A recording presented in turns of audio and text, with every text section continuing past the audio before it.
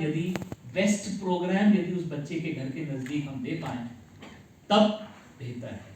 तो आपको मैं आपने जो सवाल किया उसका जवाब यही है, इन्विक्टस हमारे अभी तक के बेस्ट कैपेबिलिटी जो इंजीनियरिंग में कहीं भी किसी ने बनाई है, पर वो एक शहर विशेष में बना के सीमित रह गई, उसको हम ये 25 शहरों में पहले साल लेके जाएंगे, अगले साल उससे आगे जाएंगे। सर फॉरेन कोलैबोरेशन भी होगा इसके साथ? जी नहीं, हम ये अभी मिडिल ईस्ट में लॉन्च नहीं करेंगे।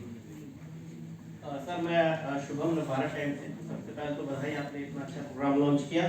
पर मेरा सवाल इस प्रोग्राम के, आप बच्चे की कोचिंग दिलाने के लिए जाता है तो उसका पिछले रिजल्ट चेक करता है, 5 लाख 7 लाख रुपए लोन लेता है, कई लोन लेते हैं कई नहीं लेते, वैसे वाले कोचिंग का हाथ हुआ या ये अभी फिटजी वाला जो केस चल रहा है, तो चेक करने के अलावा सर हम क्या पेरेंट ये चेक कर सकता है कोचिंग ज्वाइन करते हो कि हाँ ये कोचिंग ठीक है, नियमों के आधार पर भी, फैकल्टी के आधार पर भी, और जो मतलब अंदरूनी ठीक है, ये कोचिंग धोखा नहीं देगी, तो वो क्या चीजें हैं जो पेरेंट्स पूछ सकता है या तो कोचिंग से, या जांच सकता है, कितना हक है उसे पूछने का, क्योंकि पेरेंट जब अंदर जाता है तो उसके मन में सवाल बहुत होते हैं, पूछ नहीं पाता।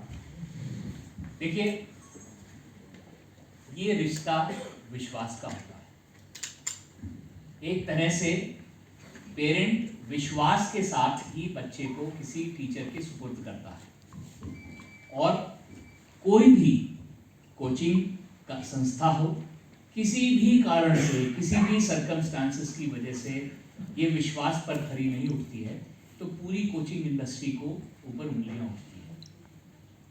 तो आप मेरे से सवाल कर रहे हैं, ये सवाल आकाश से नहीं हो सकता। कितनी भी विषम परिस्थितियां थी, आकाश के हर टीचर ने, हर सेंटर ने हर बच्चे को बेस्ट देने का प्रयास 36 साल से किया है। इसी के लिए आकाश पे विश्वास है, और विश्वास की बुनियाद पे भविष्य का बिजनेस है। बट कोचिंग एक ऐसी चीज है जो कि नॉन रेगुलेटेड है, जिसके अंदर आप एक कमरे में 10 बच्चों को बैठा के कोच बन सकते हैं।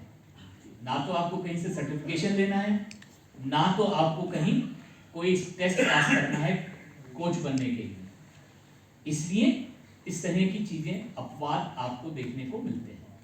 बट अपवाद से हम किसी बड़ी संस्था के, इसलिए आवश्यक है कि बड़ी संस्था के साथ यदि पेरेंट आता है, ऐसे एनवायरनमेंट में बच्चा पढ़े जहां बच्चे को फैसिलिटीज ठीक मिले। आपके टॉयलेट तो साफ होने चाहिए, बच्चा 6 घंटे 5 घंटे रहने वाला है, बच्चियों को टॉयलेट तो साफ मिलना चाहिए। फैसिलिटी के अंदर फायर ड्रिल तो होनी चाहिए, फायर सेफ्टी तो बच्चे की होनी चाहिए। 6 घंटे यदि 400-600 बच्चे किसी एक सेंटर में है, फायर सेफ्टी तो होनी चाहिए। तो ये सरकार के बनाए हुए कितने मापदंड हैं, उन पे कितनी खड़े होके कोचिंग के सेंटर्स बन रहे हैं, वो ये विश्वास को मजबूत करेंगे या तो देख सकता है। और वो पेरेंट हमारे यहाँ तो हम इनवाइट करते हैं कि आइए पूरे सेंटर का टूर करिए, फैकल्टी से मिलिए जो बच्चे को पढ़ाएगी, उसके बाद आप तय करिए। इसी में सर एक छोटा सा और है, अगर आप बता सके, जब इस तरह की घटना हो जाए, जब कोई कुछ ऐसा निकल जाए, जैसा आप नाम नहीं ले रहे, लोगों ने नाम ले लिया, तो फिर क्या अधिकार है पेरेंट्स के, वो क्या मांग कर सकते हैं? क्या कानून हिंदुस्तान का कमजोर नहीं है, इसके लिए पेरेंट को थोड़ा सा प्रयास करना पड़ेगा। Sir, I Harish Upadhyay from readers messenger ji. आप आकाश से, जाहिर सी बात है आकाश ही रहेंगे, और मेरा सवाल क्षितिज, आकाश से और ऊपर क्षितिज। मेरा सवाल ये है कि इसका पैकेज, मतलब क्या पैकेज है, और whether it is relation to abnormally weaker sections too. देखिए, आकाश का हमेशा प्रयास रहा है कि आपकी इकोनॉमिक सिचुएशन आपकी ड्रीम और आपकी बढ़त के आड़े नहीं आए। तो हम जो भी आप भरसक प्रयास कर सकते हैं, हम लोग करते हैं।